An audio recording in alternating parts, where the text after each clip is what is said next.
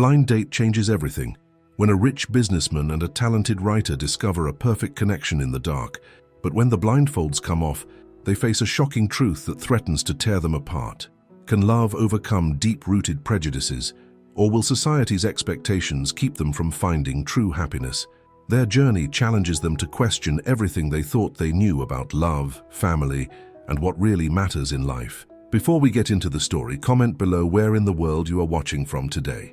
Richard Montgomery stood at the window of his penthouse office, looking down at the bustling streets of Manhattan. At 42, he had everything money could buy, except love. Not that he was looking for it anymore. After years of superficial relationships and social climbing companions, he'd given up on finding something real. "Richard, you can't keep living like this," said his sister Margaret, settling into one of his office's leather chairs. "All work and no life isn't healthy." "I have a life," Richard replied, not turning from the window. "The company's growing faster than ever. We just acquired that tech startup in Silicon Valley." Margaret sighed. "That's not what I mean, and you know it. When was the last time you went on a real date? Not those charity galas where you parade around with whatever socialite is trying to get her picture in the papers. I don't have time for dating games anymore, Maggie. I've met every eligible woman in our circle. They're all the same. Then maybe you need to look outside our circle." Margaret pulled out her phone and showed him a website. "There's this new exclusive dating service. They do something different. Blind date dinners where both people are actually blindfolded. No preconceptions, no judgments, just real conversation." Richard scoffed. "That sounds ridiculous. That's exactly why you should try it. You need ridiculous. You need different. Promise me you'll go to just one dinner." Richard recognized the tone in his sister's voice. She wouldn't let this go. "Fine, one dinner. But when it's a disaster, you'll drop this whole thing." A week later, Richard sat in a private room at Le Cercle, one of Manhattan's most exclusive restaurants. He felt foolish with the silk blindfold over his eyes, but he had to admit there was something intriguing about the situation. "Your dinner companion has arrived," the maitre d' announced. Richard heard the soft scrape of a chair, the rustle of fabric. "Hi," said a warm, melodious voice.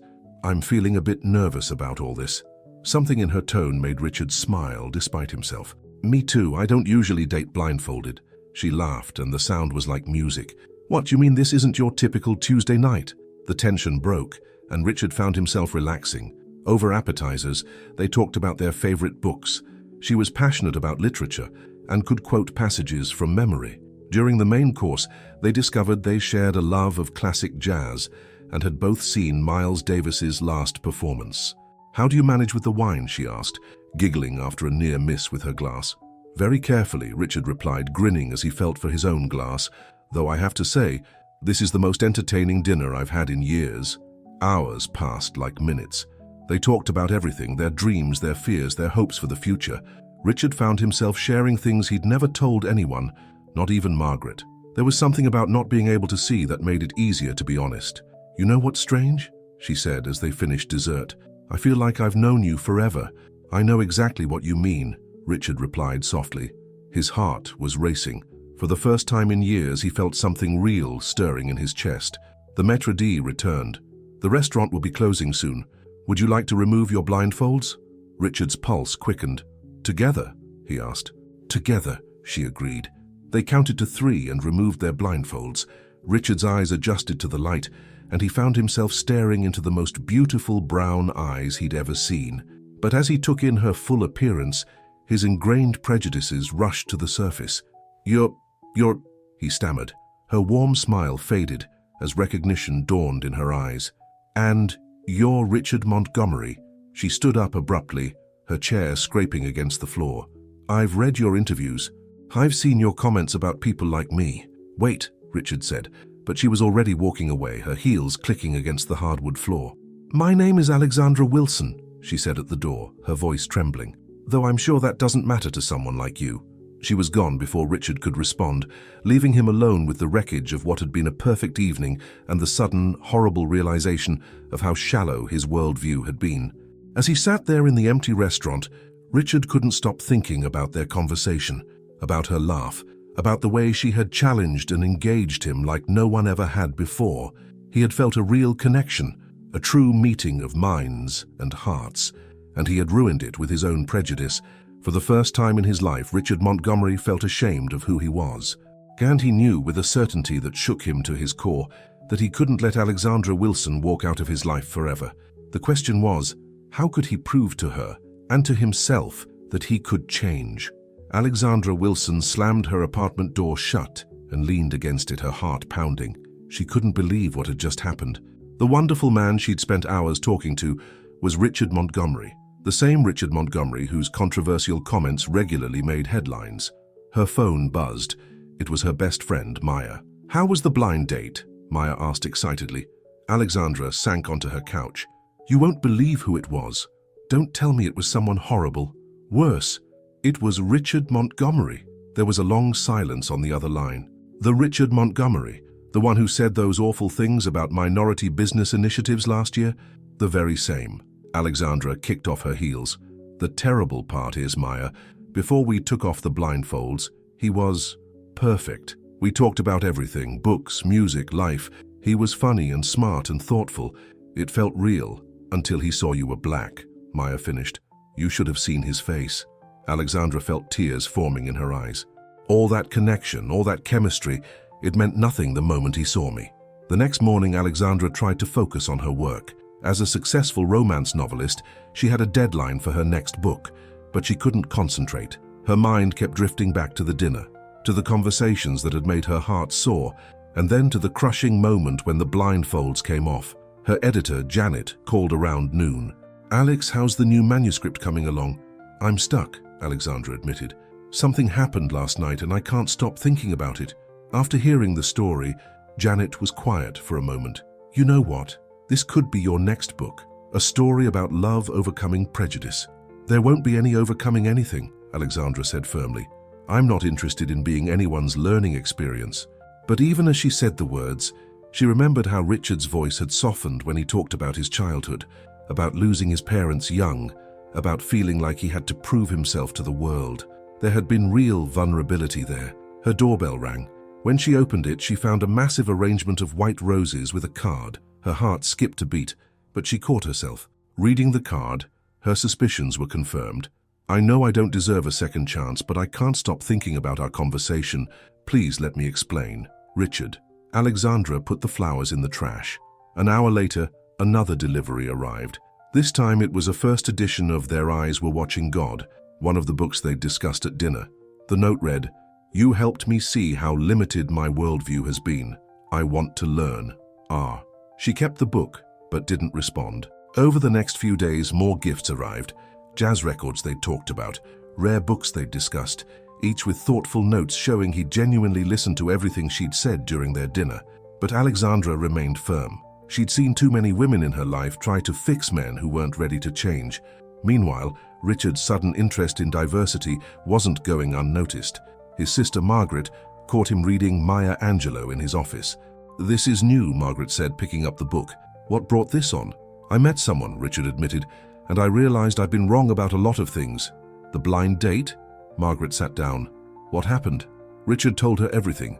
When he finished, Margaret was shaking her head. "Richard, do you have any idea how this looks? The press would have a field day. The board members would panic. And what would Uncle George say?" "I don't care anymore," Richard replied, surprising himself with how much he meant it. "For the first time in my life, I met someone who made me want to be better, who made me question everything I thought I knew." "You barely know her," Margaret protested. "That's not true," Richard said quietly. "I know her better than I've known anyone, because for once in my life, I couldn't judge by appearances. I could only listen, and what I heard."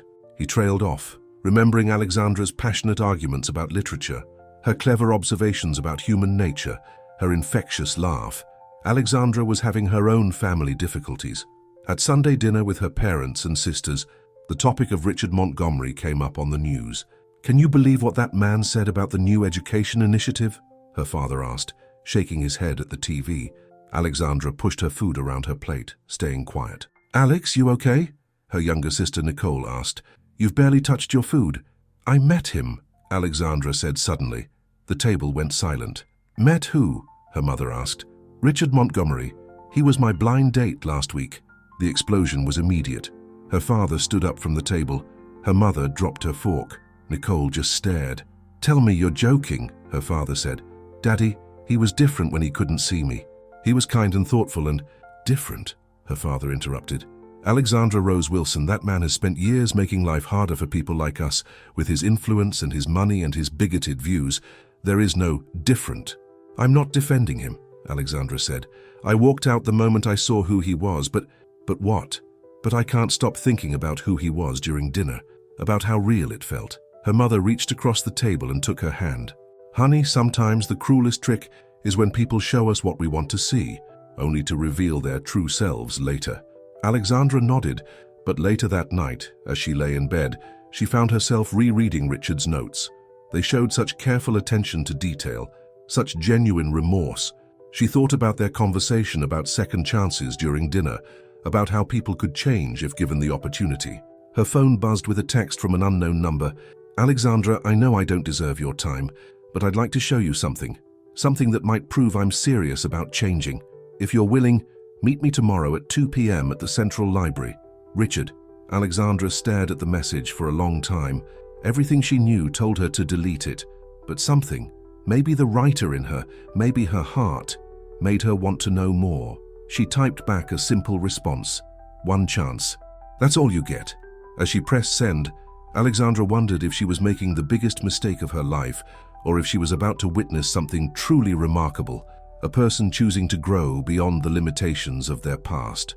Alexandra stood at the entrance of the Central Library, checking her watch for the third time. It was 1:55 p.m. and her stomach was in knots. She'd changed her outfit 4 times before settling on a simple blue dress, then spent the whole taxi ride wondering why she even cared what she wore. Ms. Wilson, a security guard approached her. Mr. Montgomery asked me to escort you to the rare books section. Alexandra followed him through the grand hallways, her heels clicking against the marble floor. The rare books section was usually closed to the public, but the guard unlocked the door and gestured for her to enter. Richard was waiting inside, standing next to a table covered with old books and documents. He looked different from his usual polished TV appearances, more casual in a simple sweater and slacks, and somehow more vulnerable. "Thank you for coming," he said softly. Alexandra crossed her arms. "You have 15 minutes. Richard nodded and gestured to the table. "These are documents I found while researching my family's history, things I never knew about, or maybe never wanted to know about." He picked up an old ledger. "This is from my great-grandfather's company in the 1920s. He built his fortune by systematically underpaying and exploiting minority workers." He showed her more documents, each revealing uncomfortable truths about how the Montgomery wealth had been built on discrimination and prejudice. "Why are you showing me this?" Alexandra asked. "Because I've spent my whole life being proud of my family's success without ever questioning how it was achieved." Richard ran a hand through his hair. "When you left that night, I couldn't sleep. I kept thinking about everything we'd talked about how you saw the world so differently from me. So I started digging." He pulled out a folder of newspaper clippings. "These are articles about my father. Did you know he actively fought against integration in his businesses? I didn't. Or maybe I did, but I chose not to see it. I've been living in a bubble of privilege, repeating the same prejudices that were taught to me without ever questioning them." Alexandra felt her resolve wavering. "Reading old documents doesn't change anything." "You're right." Richard pulled out another folder. "That's why I've been making changes at my company. Real changes." He showed her new company policies he'd implemented in the past week. Diversity initiatives, scholarship programs, partnerships with minority-owned businesses. "It's just a start, but it's something concrete. Actions, not just words." "Why?" Alexandra asked. "Why now?" "Because for 3 hours in that restaurant, I felt a connection I've never felt before. Because you made me laugh, made me think, made me feel understood. And then I almost lost it all because of prejudices I've carried my whole life without questioning them." He stepped closer. "I'm not asking for forgiveness. I'm asking for a chance to prove that people can change." Before Alexandra could respond, they heard a commotion outside. The door burst open and Uncle George, Richard's father's brother, and a senior board member stormed in with Margaret. "So it's true," Uncle George said, his face red with anger. "You're throwing away everything your father built for some ridiculous infatuation." "George, this isn't the place," Margaret pleaded. "The hell it isn't." George turned to Alexandra. "I don't know what kind of game you're playing, but the Montgomery family, that's enough." Richard's voice cut through the room like thunder. "You don't get to speak to her that way. Not ever. Have you lost your mind?" George sputtered. "Think about what you're doing to the company's reputation. The board is in chaos over your sudden policy changes. Our conservative investors are threatening to pull out." "Good," Richard said firmly. "Maybe it's time for them to go. Maybe it's time for a lot of things to change." Alexandra watched the scene unfold, her heart racing. This wasn't the polished, controlled Richard Montgomery she'd seen on TV. This was someone fighting against his own legacy, his own privilege, his own family. "If you continue with this madness," George threatened, "I'll call an emergency board meeting. We'll have you removed as CEO."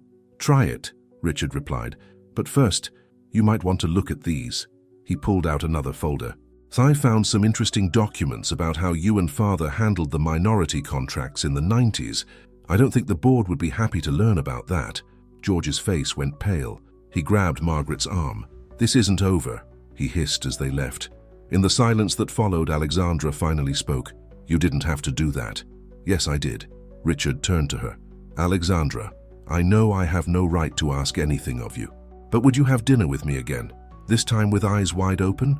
Alexandra thought about her father's warnings, about her mother's concerns, about all the reasons this was a bad idea, but she also thought about the man who'd made her laugh in the darkness, who'd understood her literary references, who was now standing in front of her, fighting his own family for the chance to be better.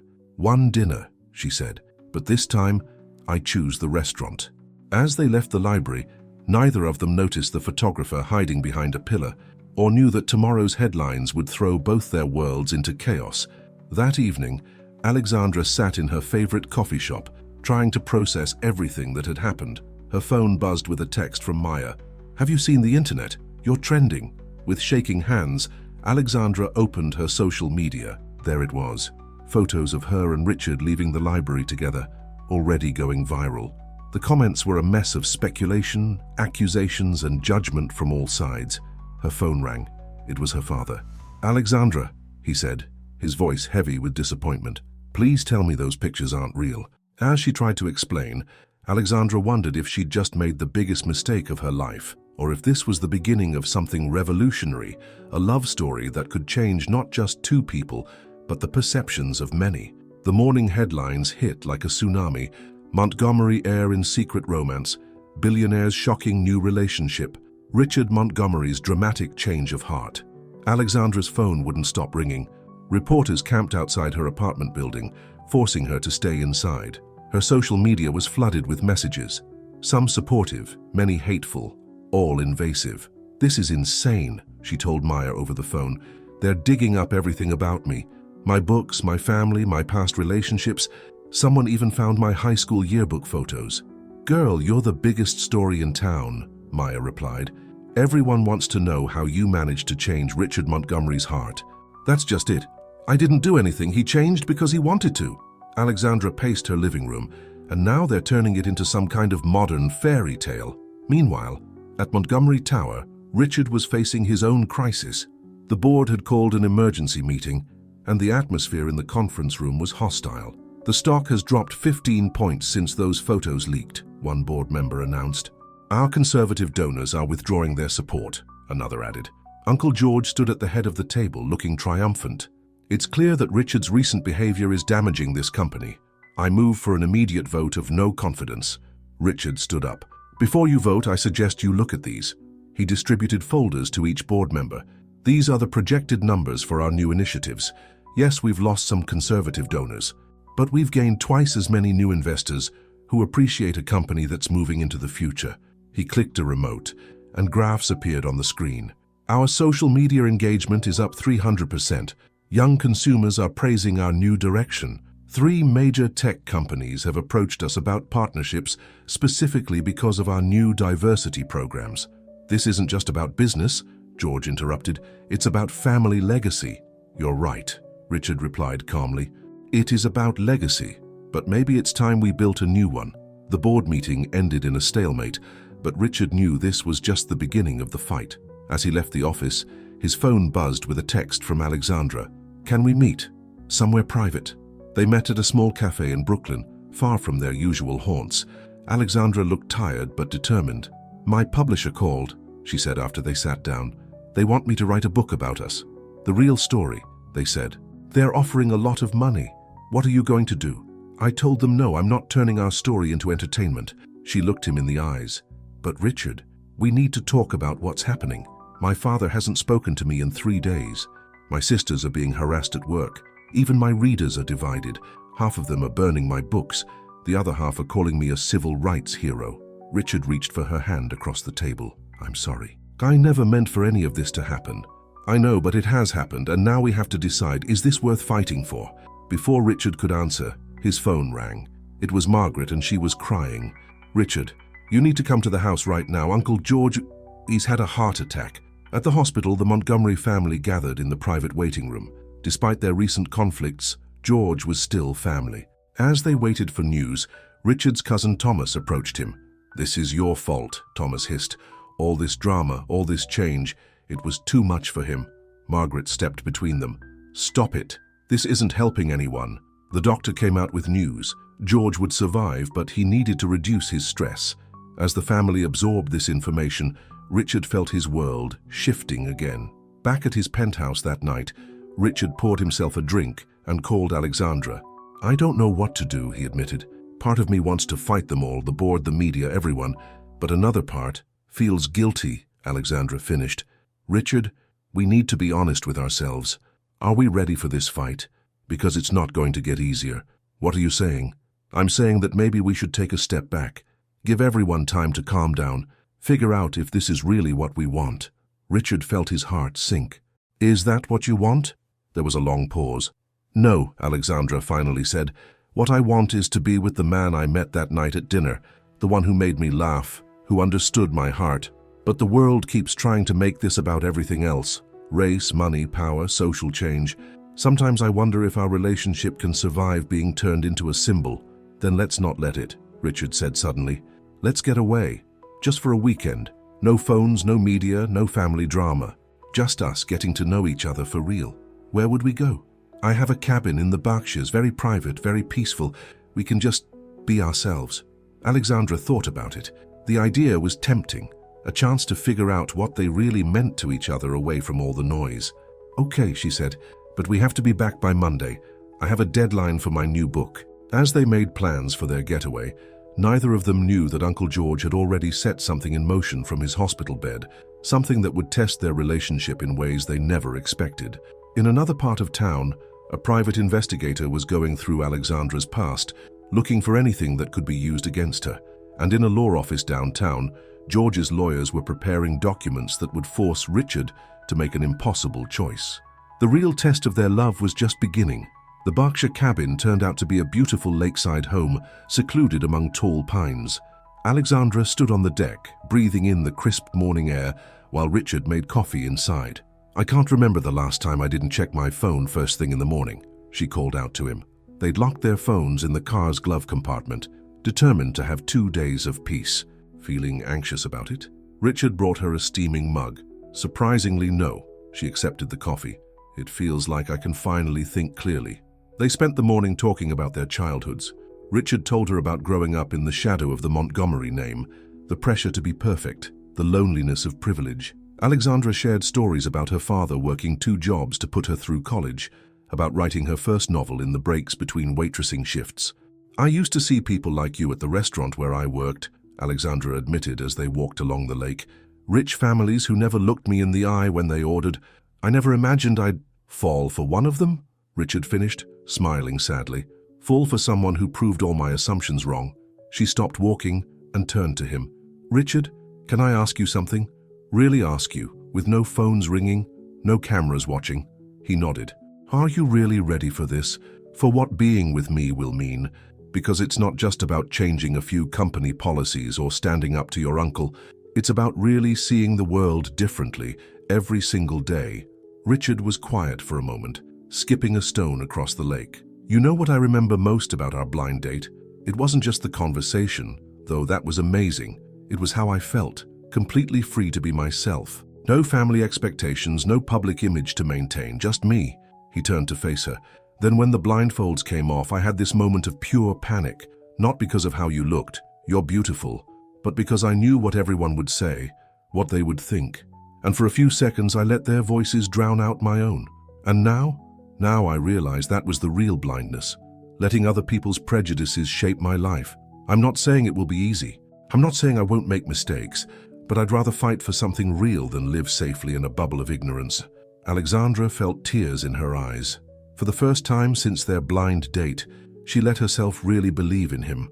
They spent the afternoon cooking together, laughing at Richard's clumsy attempts to chop vegetables. "I've never actually made my own meal before," he admitted. "Never? We always had staff for that." I know. I'm a walking stereotype." Alexandra taught him how to make her grandmother's famous gumbo, telling him stories about Sunday family dinners and the way food brought everyone together. As the sun set, they sat on the deck wrapped in blankets, watching the stars come out. "I wish we could stay here forever," Alexandra said softly. "We could, just disappear, leave all the drama behind." "No, we couldn't." She turned to face him. "Because that's not who either of us is. You have a company to transform. I have stories to write. And maybe, just maybe, we have a chance to show people that love can be stronger than prejudice." Richard pulled her close and kissed her, a kiss that felt like a promise. But while they were finding their peace in the Berkshires, back in New York, the storms were gathering. In his hospital room, Uncle George met with Thomas and a team of lawyers. "Everything's in place," Thomas reported. "The documents prove that Richard's new policies violate the company's founding charter. The board will have no choice but to remove him." "And the other matter?" George asked weakly.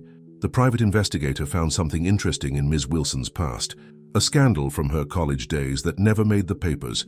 If this gets out, her career as a romance novelist would be over. George smiled grimly. "Sometimes, to save someone from themselves, you have to be cruel to be kind. Richard will thank us one day." Meanwhile, at Alexandra's publishing house, her editor Janet was fighting her own battle. The company wanted to drop Alexandra's upcoming book, worried about controversy. But Janet had another idea. She was secretly meeting with Alexandra's father, trying to help him understand his daughter's choice. "You raised her to be strong, to fight for what she believes in," Janet argued over coffee. "Isn't that exactly what she's doing now?" "Mr. Wilson stared into his coffee cup. "I just don't want her to get hurt. You don't know what it's like watching your child step into a world that's hurt your people for generations." "Maybe," Janet suggested gently, "she's not stepping into their world. Maybe she's helping to create a new one." The weekend was ending too quickly. As Richard and Alexandra packed up the cabin, both felt the weight of reality settling back on their shoulders. "Whatever happens," Richard said, holding her close, "remember this weekend, remember who we are when it's just us." Alexandra nodded against his chest. "No matter what they throw at us? No matter what?" They drove back to the city, unaware that their phones were filled with urgent messages, that Monday's papers would carry headlines they weren't prepared for, that their moment of peace was about to be shattered by the schemes of those who claimed to love them. But they had something now that they didn't have before, the certainty that what they felt was real, and the determination to fight for it. As the city skyline came into view, Alexandra reached for Richard's hand. Whatever was waiting for them, they would face it together. The Monday morning headlines hit like a slap in the face. Alexandra Wilson's dark secret revealed. Romance novelist's college scandal exposed. Montgomery heir's girlfriend, hiding criminal past. Richard's hands shook as he read the article. According to the anonymous sources, Alexandra had been involved in a cheating ring in college, helping wealthy students write their papers for money. The story painted her as a manipulative opportunist who had targeted rich students before, implying she was doing the same with Richard. "It's not true," Alexandra said when he called her. Her voice was trembling. "Richard, you have to believe me. It wasn't like that at all." "Tell me everything," he said. "I was working 3 jobs to stay in school. One of them was as a writing tutor." She took a deep breath. "Some students offered to pay me to help them with their papers. I was desperate, and yes, sometimes I crossed a line in how much help I gave. When the school found out, I almost got expelled, but I wasn't running some cheating ring. I was just a broke kid trying to survive." Before Richard could respond, his office door burst open. Margaret rushed in, looking panicked. "Richard, turn on the financial news now." He flipped on the TV to see Uncle George, looking frail but determined, giving a press conference from his hospital room. "Dad pains me to say this," George was saying, "but my nephew's recent behavior has forced the board to take action. The changes he's made violate our company's founding charter, which requires board approval for any major policy shifts. As of this morning, we're filing for an emergency injunction to remove Richard Montgomery as CEO." Richard's phone exploded with messages. The stock was plummeting. Board members were jumping ship. and now reporters were digging into every decision he'd made since meeting Alexandra, trying to prove he wasn't fit to lead. "They're saying I manipulated you," Alexandra said when he called her back, "that I seduced you into making those changes at your company. Richard, this is all my fault." "No, it's not," he said firmly. "This is George trying to hold on to the past. He's using you to get to me." But the damage was spreading. Alexandra's publisher called. They were postponing her next book release. Her agent dropped her. Even her father, who had started to warm up to the relationship, was having doubts. "I knew something like this would happen," Mr. Wilson told her when she went to see him. "These people, they don't fight fair. They'll destroy you to protect their world."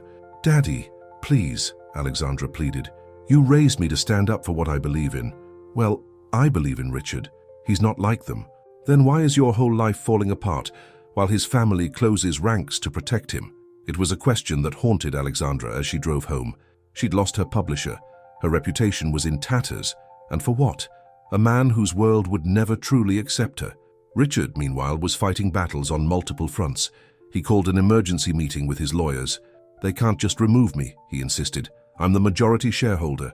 "Actually," his lawyer said grimly, "according to these documents George filed, your father put conditions on your inheritance. If you're found unfit to lead, your shares go into a family trust, controlled by George. That's impossible. I would have known about this." "Would you? When was the last time you really looked at the company documents? Or did you just trust that your family had your best interests at heart?" Richard felt the ground crumbling beneath his feet. He'd spent his whole life playing by their rules, believing in their system. Now that same system was being used against him. He went to see Alexandra at her apartment. She looked tired, defeated. "Maybe they're right," she said quietly. "Maybe we were fooling ourselves. Your world and my world, they're too different." "No," Richard took her hands. "They're not different worlds. There's just one world, and it's time it changed. At what cost? You could lose everything." "I already had everything, money, power, status, but I was empty inside. You showed me what really matters." Just then, Richard's phone rang. It was Janet, Alexandra's editor. "I think I found something," she said excitedly. "I've been doing some digging. Those college accusations, they're full of holes. And I found someone who's willing to talk, one of the students from back then. She says Alexandra actually stopped her from cheating, talked her into doing the work herself." A spark of hope flared. But before they could process this news, Richard got another call, this one from Margaret. "Richard, you need to come to the hospital right now. Uncle George, he's had another heart attack, and this time, it's bad." Richard looked at Alexandra, torn between staying with her and going to his family. "Go," she said softly. "He's still your uncle." At the hospital, Richard found George conscious but weak. To his surprise, his uncle asked to speak to him alone. "You really love her, don't you?" George asked, his voice barely a whisper. "Yes, I do. Enough to give up everything, if I have to." George was quiet for a long moment. "Your father, he was so proud of you, but he was also afraid for you. Afraid you'd be too soft for this world. That's why he put those conditions in your inheritance. Why are you telling me this now?" "Because," George coughed weakly, "because I made a mistake. I thought I was protecting the family legacy, but maybe you're creating a better one." Before Richard could respond, George's monitors started beeping frantically. Nurses rushed in, pushing Richard out of the room. As he waited in the hallway, his phone lit up with a text from Alexandra. "Turn on the news now." Someone had leaked emails from Uncle George's private investigator, exposing the whole plot to discredit Alexandra. And worse, or perhaps better, the leaked emails included evidence of years of unethical business practices by the old guard of Montgomery Corp. The scandal was about to flip completely, but would it be enough to save their relationship? And what had George been trying to tell him in what might have been their final conversation? The answers would change everything if they could survive the next 24 hours. The intensive care waiting room at Mount Sinai Hospital was eerily quiet at 3 in the morning. Richard sat with his head in his hands while Margaret paced nervously. They'd been waiting for hours for news about Uncle George. "Did you see the news?" Margaret asked softly. Richard nodded. The leaked emails had exploded across every network. The old guard of Montgomery Corp wasn't just trying to stop change. They'd been actively working to suppress minority businesses for years. The company's carefully maintained image was crumbling. "What are we going to do?" Margaret asked. Before Richard could answer, his phone buzzed. It was Alexandra. "Are you watching CNN?" she asked when he answered. "They found more emails." Richard, they go back decades. Your uncle, the board members, they were all part of it. How are you holding up? He asked, more concerned about her than the company. My publisher called. They want to release my book after all. Apparently being the victim of a corporate conspiracy is good for sales. She tried to laugh, but it came out shaky. But that's not why I'm calling. The student Janet found, she's willing to go public, to tell everyone how I really helped her. Just then, the doctor emerged from the ICU. Richard's heart stopped. He's stable, the doctor said, but he's asking for you, Mr. Montgomery, and he's asked for Ms. Wilson to come as well. Richard froze. He asked for Alexandra. The doctor nodded. He was quite insistent. An hour later, Alexandra arrived at the hospital. She'd never seen Richard look so tired, so vulnerable. He hugged her tightly. You don't have to do this, he whispered. Yes, I do. They entered George's room together. The mighty Uncle George, who had terrorized boardrooms and manipulated markets, now looked small and frail in his hospital bed. His eyes opened as they approached. Alexandra, he said weakly, I owe you an apology. She stepped closer to the bed, holding Richard's hand. I thought, George continued, each word an effort, I thought I was protecting our legacy, but I was protecting something that deserves to die. He reached for a folder on his bedside table. These are the original company documents, the real ones. There are no conditions on Richard's inheritance. I had those forged. Richard took the folder with trembling hands. Why? He asked. Why tell us now? Because I saw something today I never expected to see. George's eyes filled with tears. I saw my nephew willing to lose everything for love. Real love. The kind your father and I were too afraid to believe in. He turned to Alexandra. We were wrong about you, about everything. Suddenly, the monitors started beeping again. George's eyes closed as doctors rushed in, pushing Richard and Alexandra out. In the hallway, Richard opened the folder. Inside were not just the original company documents, but letters from his father that George had kept hidden for years. Richard, one letter read, if you're reading this, it means you've finally found something worth fighting for. Something bigger than money or status. I always hoped you would. The company is yours to lead as you see fit. Make it better than we did. Tears streamed down Richard's face as Alexandra held him. The next few days were a blur of activity. George survived but would need long-term care. The leaked emails became a full-blown corporate scandal. Board members resigned. Investors demanded answers. But something unexpected happened too.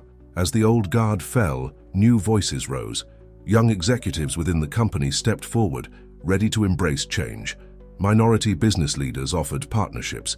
The stock, after an initial dive, began to rise again as the market responded to the company's new direction. Alexandra's story took on a different shape too. The student she'd helped came forward, followed by others.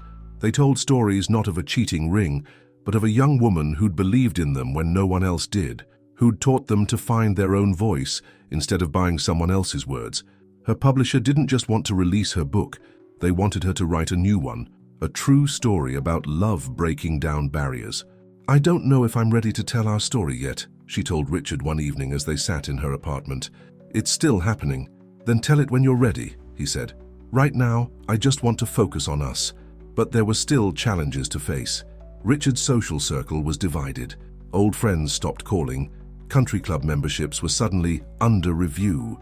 Alexandra's family, though warming to Richard, remained cautious. They're waiting for the other shoe to drop, Alexandra admitted during Sunday dinner with her parents. They think this is all too good to be true.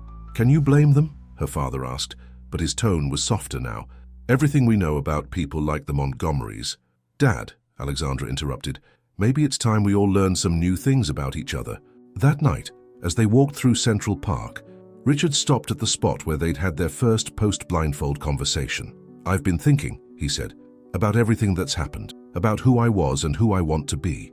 And, Alexandra asked, seeing something serious in his eyes, and I realized that losing everything I thought mattered helped me find what really does. He took her hand. I know it's too soon. I know we have a lot of healing to do, a lot of bridges to build, but someday when you're ready, I want to ask you a question in this spot. Alexandra felt her heart skip. Richard, not now, he said quickly. Not today, but someday, if you'll let me. She looked at him, really looked at him. The man who had shed his prejudices like an old skin, who had fought his own family for what was right, who had lost everything and found himself in the process. Someday, she agreed, squeezing his hand. As they walked home, reporters still followed at a distance. Cameras flashed and gossip columnists speculated, but they didn't care anymore. They had found something rare and precious, a love strong enough to break down walls, to challenge assumptions, to change not just their lives but the lives of others. The old guard at Montgomery Corp was falling, but something new and better was rising from its ashes. Alexandra's new book would tell not just their story, but the story of how love could transform a company, a family, a society. But those were all just details now. What mattered was this moment, this walk, these joined hands, and the promise of someday. The autumn chill had settled over New York when Alexandra received the first copies of her new book. The cover was simple but powerful, two hands clasped together against a backdrop of a rising sun. The title read, "Beyond Blind, a Story of Love and Change." "I still can't believe you convinced me to write it," she told Richard as they sat in her apartment, looking at the book. "The world needs to hear our story," he replied. "The real story, not the tabloid version." The past month had been a whirlwind of changes. Montgomery Corp was transforming under Richard's new leadership. The old board had been replaced with younger, more diverse voices. Profits were up, and the company's new direction was attracting positive attention. But not everyone was happy with the changes. "Did you see what they're saying at the club?" Margaret asked during lunch with Richard. "Mrs. Henderson cancelled her membership in protest, said the Montgomerys had lost their way." "Let them talk," Richard said. "We're building something better." The real challenge came when Richard decided to host a dinner party, bringing together both families for the first time. Alexandra's parents, her sisters, and Richard's remaining family members would all be in one room. "Are you sure about this?" Alexandra asked as they planned the event. "Remember what happened at the hospital fundraiser?" She was referring to an incident where one of Richard's old family friends had made a snide comment about social climbing, causing Alexandra's younger sister Nicole to throw a glass of wine in the woman's face. "That's exactly why we need to do this," Richard insisted. "No more separate worlds. It's time everyone learned to live in the same one." The dinner was set for Saturday night at Richard's penthouse. Alexandra spent the day helping the caterers, making sure everything was perfect. Her mother arrived early to help, a peace offering of sorts.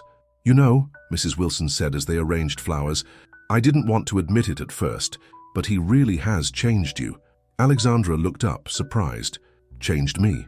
You're stronger now, more sure of yourself." Her mother touched her cheek. "And he looks at you the way your father looks at me, like you're the answer to every question he ever had." The guests began arriving at 7. The tension in the room was thick enough to cut with a knife. Richard's cousin Thomas stood awkwardly near the window, while Alexandra's sisters huddled together on the sofa. Margaret tried to make small talk with Mr. Wilson, who gave polite but brief responses. Then Uncle George arrived in a wheelchair pushed by his nurse. The room fell silent. George had been released from the hospital a week ago, but this was the first time many of them had seen him since his revelation about the company documents. He looked older, more fragile, but his eyes were clear. "Well," he said, looking around the room, "are we going to stand here staring at each other all night, or are we going to try to become a family?" Something in his blunt words broke the tension. People laughed, and the atmosphere began to thaw. During dinner, Alexandra watched in amazement as conversations started to flow. Her father and Thomas discovered they shared a passion for jazz. Nicole hit it off with Margaret, bonding over their shared love of contemporary art. Even her mother and George found common ground discussing their favorite classic films. But the real surprise came during dessert. George asked for everyone's attention. "I've spent my life building walls," he said, his voice shaky but determined. "Walls to keep people out, to keep our family pure. What a fool I was." He turned to Alexandra. "You didn't just change Richard. You showed all of us what we were missing." He nodded to his nurse, who handed him an envelope. "That's why I want to announce something. I'm establishing a new foundation, the Montgomery Wilson Scholarship Fund. It will help minority students pursue their dreams, just like Alexandra did. And I want Alexandra to chair it." The room erupted in surprised murmurs. Alexandra felt tears in her eyes as Richard squeezed her hand under the table. Later that night, after the guests had left, Alexandra and Richard stood on his balcony, looking out over the city lights. "Did that really happen?" she asked. "Did our families actually get along?" "It's a start," Richard said. "A small step, but an important one." "I keep waiting for something to go wrong," Alexandra admitted. "For someone to try to tear us apart again." Let them try. Richard pulled her close. We're stronger together than they are apart. Inside, their phones were buzzing with messages. Early reviews of Alexandra's book were coming in. Critics were calling it brave, transformative, a modern love story for a changing world. But none of that mattered as much as what was happening in their real lives. The next morning, Alexandra woke up early to find Richard already dressed. "Where are you going?" she asked sleepily. "To see Uncle George. He wants to talk about expanding the scholarship program." He kissed her forehead. "And then I thought we could meet for lunch. There's something I want to ask you." Alexandra's heart skipped. "Richard, not that question, not yet," he smiled, "but close. How do you feel about moving in together?" It was a big step, not just for them, but for what it represented. A Montgomery bringing a Wilson into his home permanently. The social pages would explode. But as Alexandra looked at Richard, she realized something. She didn't care anymore what anyone else thought. They had fought for this love, lost for it, grown for it. Now, it was time to live it. "Yes," she said simply. Richard's face lit up with joy. But before he could respond, both their phones chimed. Breaking news. A group of Montgomery Corp's old investors had filed a lawsuit, claiming Richard's new policies violated their interests. They looked at each other and burst out laughing. "Some things never change," Alexandra said. "No," Richard agreed, "but we do, together." As he left for his meeting, Alexandra sat down at her laptop. She had a new story to write, not about the past, but about the future they were building. A future where love didn't just conquer all but transformed all. The war wasn't over. There would always be people resistant to change, clinging to their prejudices, but they were ready for whatever came next. After all, they had already won the hardest battle, the one against their own preconceptions.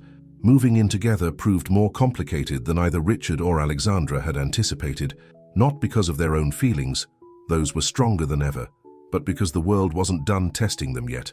The morning they announced their plans, Richard's phone rang. It was Thomas, sounding panicked. "Turn on CNBC right now," he said.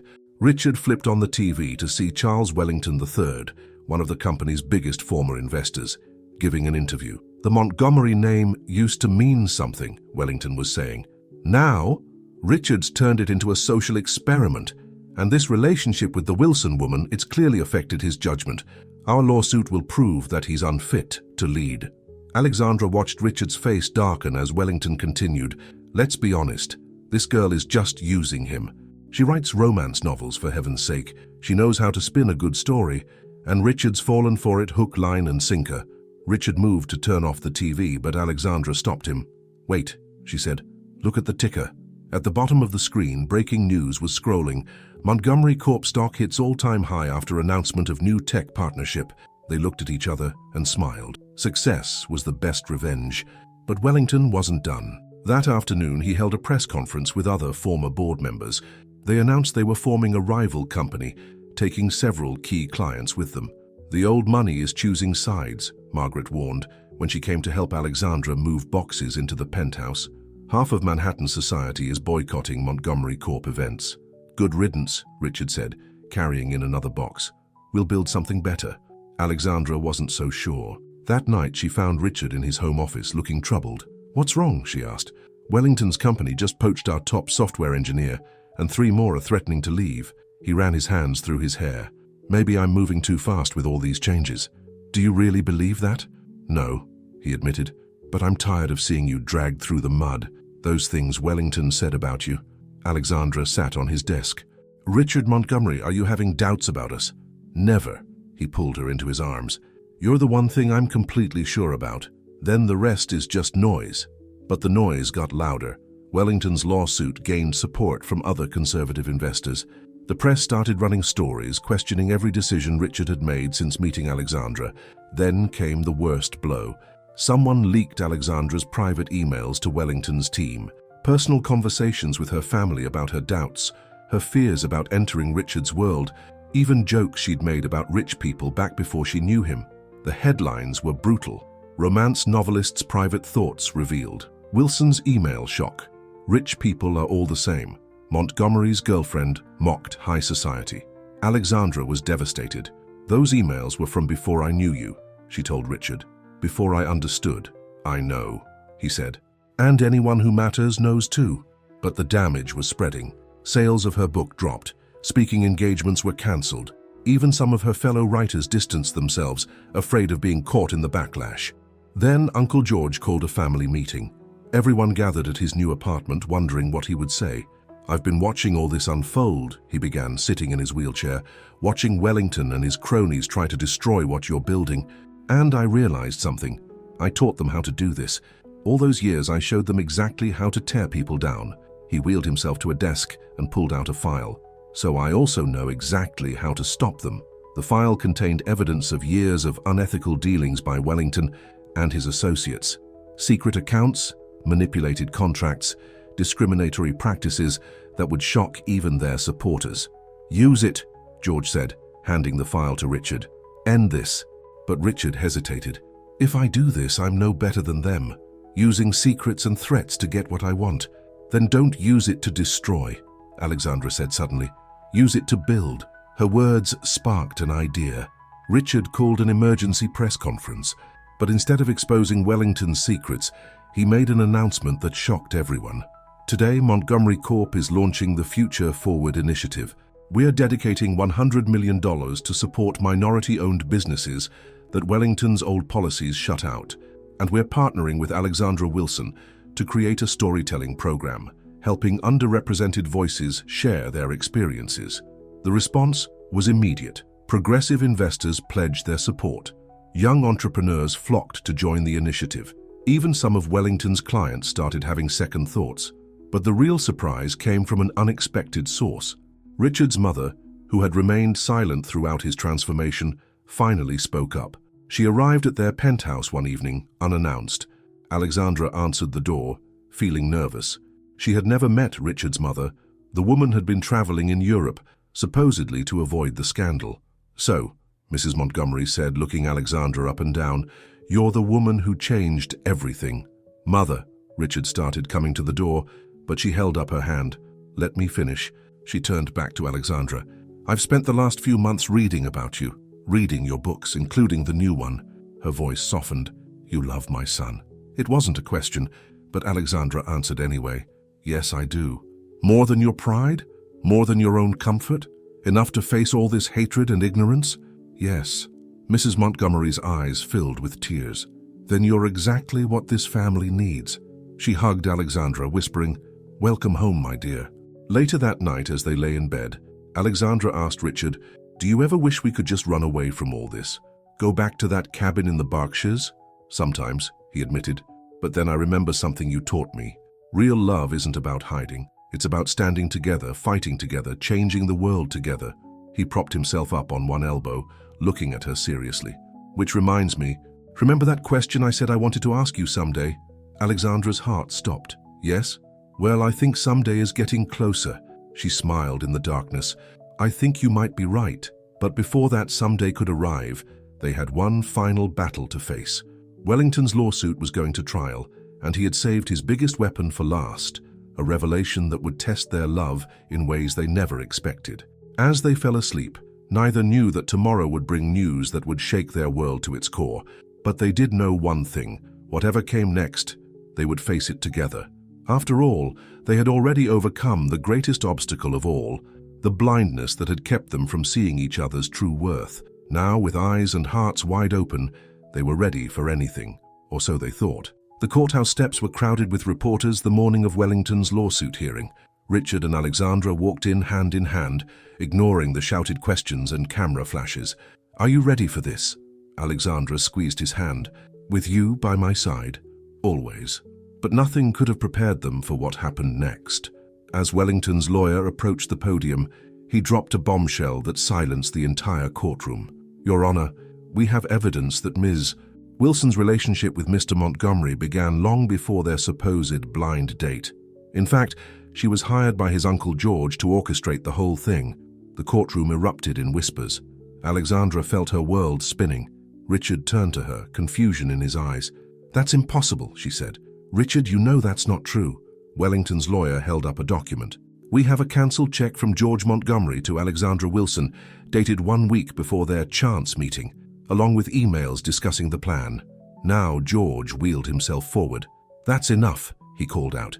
"If anyone hired Alexandra, it was me, but not for what you think. The room fell silent as George continued. Yes, I wrote that check, because when I learned about the blind date service, I looked into every potential match for Richard. I found Alexandra's profile, read her books, and realized she was exactly what our family needed, someone with the courage to challenge us. He turned to face the court. So yes, I paid the service extra to make sure they were matched, not to trick anyone, but because I saw a chance for real change, the kind of change I was too cowardly to make myself. Richard stood up. Is this true? The check is, Alexandra said firmly, but I never knew about it. The service called me just like they called you. Everything that happened between us was real. Wellington's lawyer jumped in. Convenient story. But why would George Montgomery want his nephew to date someone so different from their usual circle? Because I was dying, George said quietly. Those heart attacks weren't my first. The doctors had given me months to live. I wanted to make amends before I died, to help dismantle the system of prejudice I'd helped build. He pulled out another document. And speaking of truth, Mr. Wellington, shall we discuss these offshore accounts I found? The ones showing how you've been embezzling from minority-owned businesses for years? Wellington's face went pale. His lawyer quickly called for a recess. During the break, Richard found Alexandra in the hallway. I never doubted you, he said. Not for a second. Even when they showed the check? Alexandra, I fell in love with you in the dark. When I couldn't see anything but your heart. No amount of money could fake that. She kissed him then, not caring who saw. When they returned to the courtroom, Wellington was gone. His lawyer announced they were withdrawing the lawsuit. Victory should have felt sweeter. But as they left the courthouse, Alexandra could tell something was bothering Richard. What is it? She asked as they walked through Central Park. All this time, I thought our meeting was chance. That love just happened to bring us together, but it was orchestrated. Was it? She stopped walking. Your uncle might have arranged the match, but he couldn't arrange our feelings. He couldn't make us connect, make us laugh, make us challenge each other's assumptions. That was all us. Richard smiled. You always know the right thing to say. I am a writer after all. He took her hand and led her to a familiar spot, the place where they'd had their first real conversation after the blind date. I've been carrying something around for weeks, he said, reaching into his pocket, waiting for the right moment. Alexandra's heart skipped as he got down on one knee. I was going to make a big speech, he said, about how you opened my eyes and changed my life. But I think we've had enough speeches, enough drama, enough proving ourselves to the world. He opened a small box revealing a stunning ring. Alexandra Wilson, will you marry me? Not because it makes a good story or because it changes the world, but simply because I love you. Tears rolled down her cheeks. Yes, 1,000 times yes. As they kissed, people in the park began to applaud. Someone recognized them, and soon phones were out, capturing the moment. By evening, it would be all over social media, but they didn't care anymore about who was watching or what anyone thought. 1 year later, they stood in the same park, but this time it was transformed. White flowers lined the paths and chairs were filled with a remarkable sight. The Montgomerys and Wilsons, sitting together, no longer divided by prejudice or fear. Uncle George, who had somehow defied his diagnosis and lived to see this day, sat in his wheelchair in the front row, beaming with pride. Richard and Alexandra exchanged vows as the sun set over Manhattan. Their words were simple, honest, free from the drama that had marked their journey. I choose you, they said to each other, today and every day. At the reception, George raised a glass. To love without blindfolds, he toasted. To seeing each other, truly seeing each other and choosing to love anyway. Alexandra's father stood next. To breaking down walls, he added, and building bridges instead. The celebration lasted late into the night. People who would never have spoken to each other a year ago were dancing together, laughing together, sharing stories. Later, Alexandra found Richard standing on the balcony of their penthouse, looking out at the city lights. What are you thinking about? She asked. About that night at Le Cercle, about how angry I was at having to wear a blindfold. He pulled her close. I didn't know it then, but being blind for those few hours helped me finally see. We've come a long way from that night, and we have a long way still to go. He kissed her softly, but I can't wait to see where this journey takes us next. Inside, their families were still celebrating. Outside, the city buzzed with life, and in their hearts, a simple truth remained. Love, real love, doesn't need blindfolds or dramatic gesture. It just needs two people brave enough to see past their differences and choose each other every single day. The end. Months later, Alexandra sat at her desk, finishing the last chapter of her newest book. This one wasn't about their love story. That tale had already been told. This was about what came after, about the daily work of building a better world together. On her desk sat a framed photo from their wedding day, next to a worn silk blindfold from Le Cercle. She kept them there as reminders of where they started, how far they'd come, and the endless possibilities that lay ahead. Because sometimes the greatest love stories aren't about the dramatic moments or the big revelations. They're about the quiet courage to grow, to change, to see the world through new eyes. And Richard and Alexandra's story? It was just beginning.